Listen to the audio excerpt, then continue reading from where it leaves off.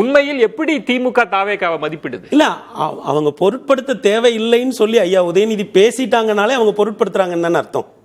இவ்வளவு நாட்களும் அவங்க பேசல. இப்போ இந்த கூட்டத்தில் ஒருவரை குறிப்பிட்டு மறைமுகமாக குறிப்பிட்டு, ஏன் மறைமுகமாக குறிப்பிடுறாங்கன்னு நான் நினைக்கிறேன்னா, இதுவரை ஐயா விஜய் அவர்கள் அன்பர் உதயநிதி பற்றி எதுவுமே நேரடியாகவோ எந்த இடத்துலையுமே கடுமையாக பேசலை. அவர் ஐயா விஜய் தன்னை ஐயா ஸ்டாலின் அவர்களுக்கு எதிராக தான் பொசிஷன் பண்ணுறாங்க. அப்படி இருக்கிற பொழுது இப்போ நீங்கள் கேட்ட கேள்வி முக்கியமான கேள்வி. அதற்குள் ஒரு அரசியல், பொருட்படுத்த தேவையில்லை அப்படின்னு சொல்றது தானே அரசியல். ஏன்னா இவ்வளவு பெரிய மேடையில் எவ்வளவோ பேர் இப்போ விமர்சிக்கலாம். ரெண்டு ஆப்ஷன் இருக்கு. அவங்கள பேசாமையே கடந்து கூட போகலாம், ரெஃபரன்ஸே கொடுக்காம கூட இருக்கலாம். ஆனா கொடுத்து பொருட்படுத்த வேண்டாம்.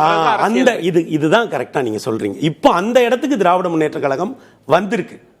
நாம இவ்வளவு நாளும் பெரிய அளவில் இதுல இன்னொன்னு என்ன நினைச்சு பார்க்கணும்னா, ஐயா ஸ்டாலின் அவர்களுமே இதே நேரத்தில் வேறொரு கூட்டத்தில் கொள்கை இல்லாதவர்கள், அந்த மாதிரி அதனோட ஆரம்ப உரையில் நினைக்கிறேன், கொள்கை இல்லாதவர்கள் கட்சி ஆரம்பித்த உடனேயே முதலமைச்சர் ஆகணும்னு நினைக்கிறாங்க, அவங்களுக்கு திராவிட முன்னேற்ற கழகத்தினுடைய வரலாறு என்னன்னு தெரியல அப்படின்னு ரொம்ப தீவிரமாக எடுத்து பேசினாங்க. அப்போ என்னன்னா, இந்த 75வது கருப்பு சிவப்பு 75ங்கிற இந்த நிகழ்ச்சியில் ஐயா விஜய் அவர்கள் திராவிட முன்னேற்ற கழகத்தினுடைய மேடையில் அதன் தலைமையால் விமர்சிக்கப்படுகிற ஒரு நபராக மாறியிருக்கிறார்.